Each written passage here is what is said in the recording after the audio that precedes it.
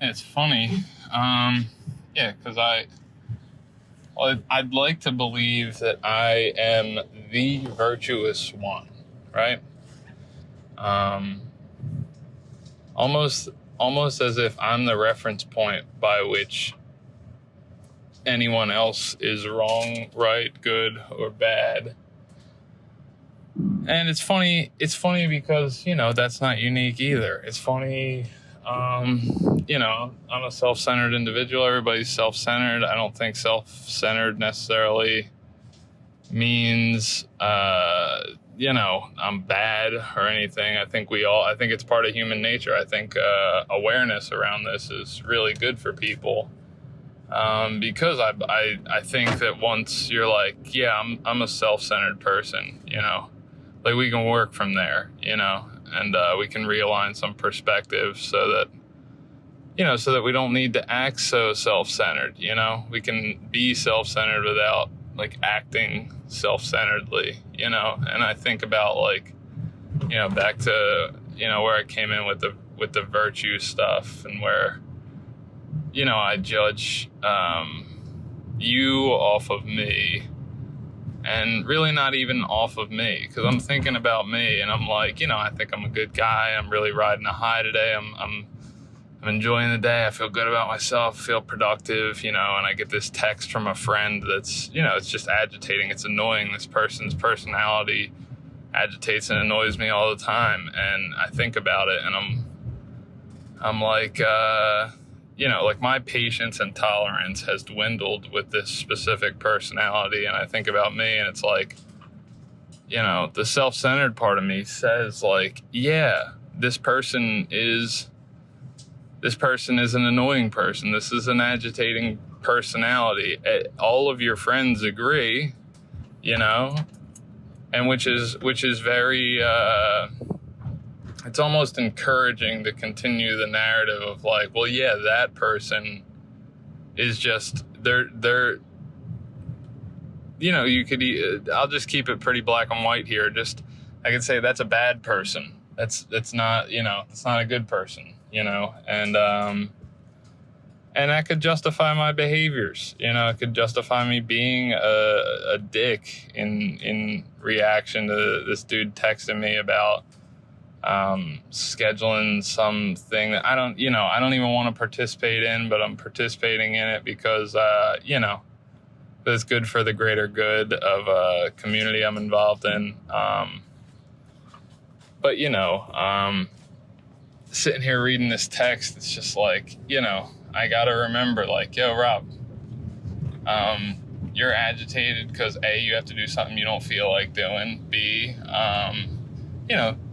you're at work. It's a little hot out, but whatever. But I got to just remember like, yo, I'm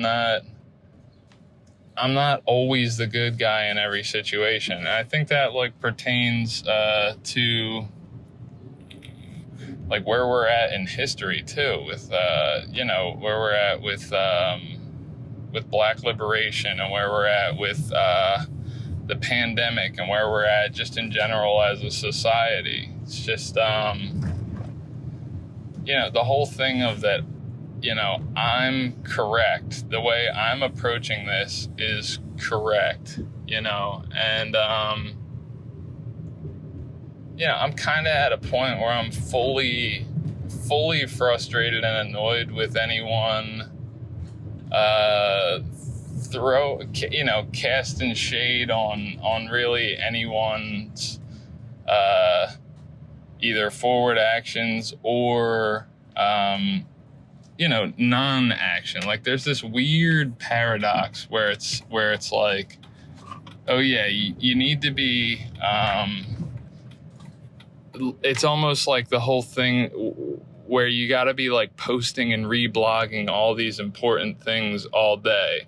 And then at the same time, if you talk to an expert in the field, they'll tell you straight up like, yeah, you can change hearts and minds all you want. You can have this.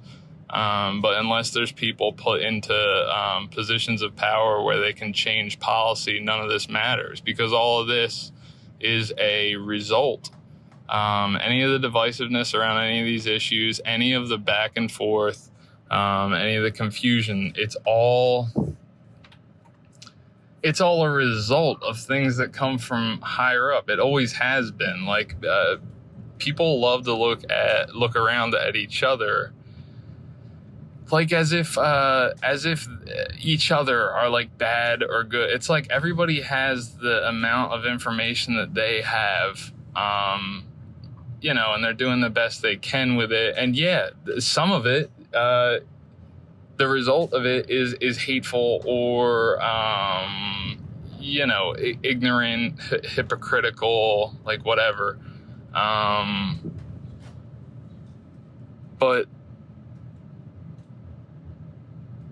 the, how do I put this?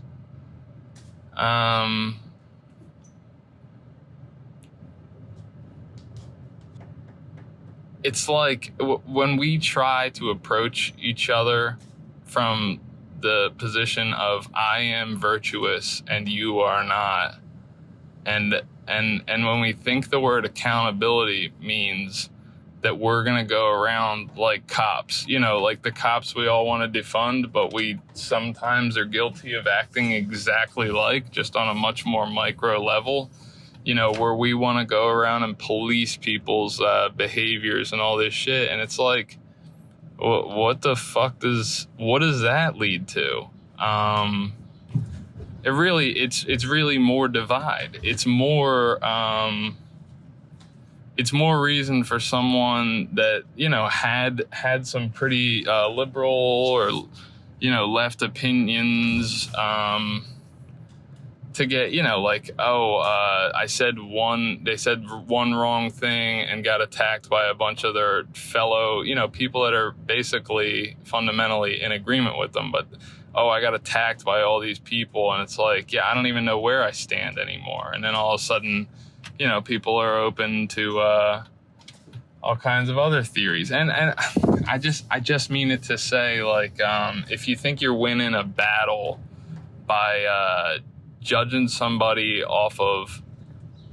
basically off of yourself and off the information that you have and off of your behaviors or your perceived behaviors, your idea of how good of a person you are, which sometimes is a little inflated as well. But if that's what you're basing it off of, someone else's good or bad person, they are good or evil. It's like, I think that's so fucking one-dimensional. I think it's a weak excuse for I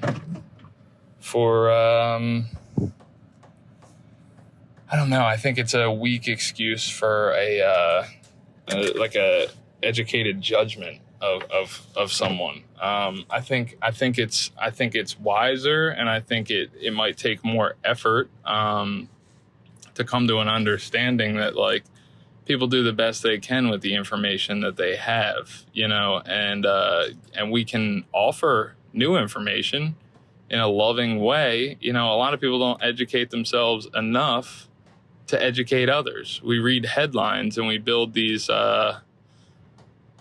read a ton of headlines, it's like these glaring headlines. Like, no one's confused about the fact that all these companies and all these BuzzFeed news outlets and even all the social media justice warriors, they build a headline to be clickbait. They build it.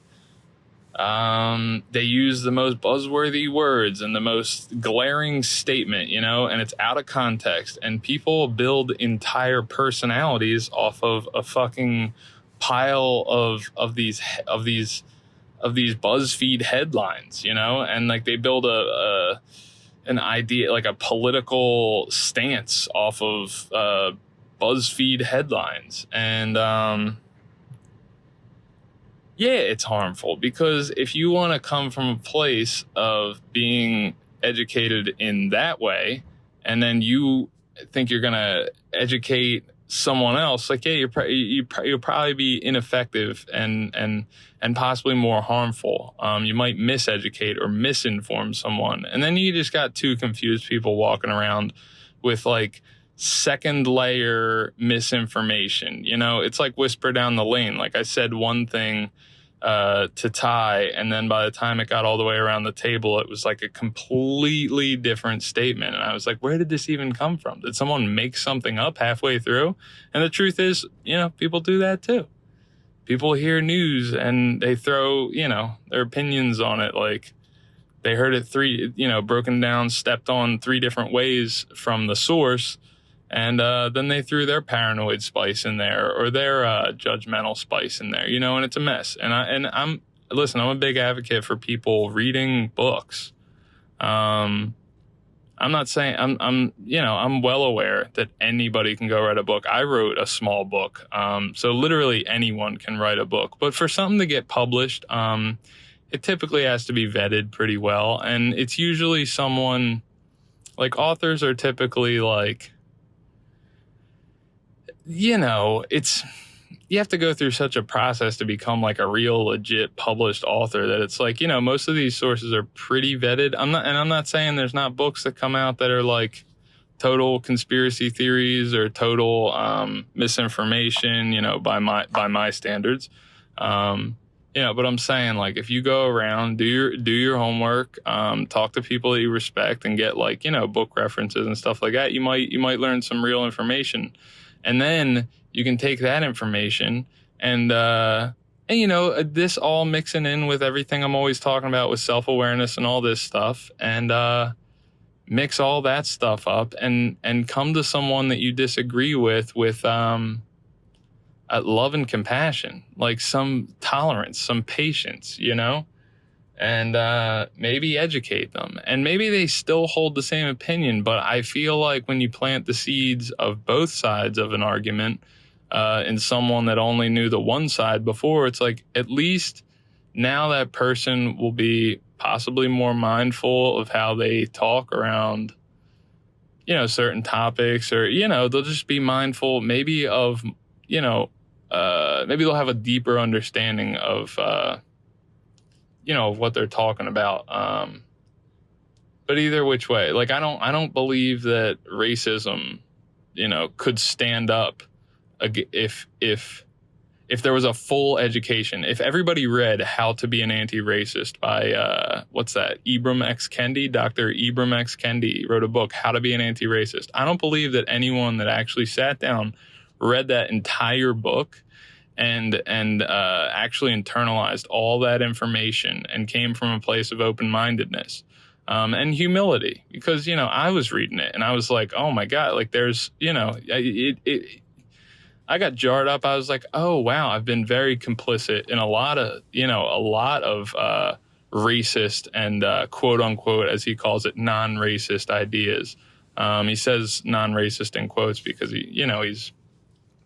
he's saying that there's no such thing as non-racist. You're either racist or anti-racist, and non-racist is basically kind of it's kind of a cloak for, a more benign racism. And, I don't believe, to my point, I don't believe anybody could read and internalize that entire book and still have true racist ideas hold up against the information, because it's so well researched, it's so well informed, and it's so well articulated, it's so well delivered.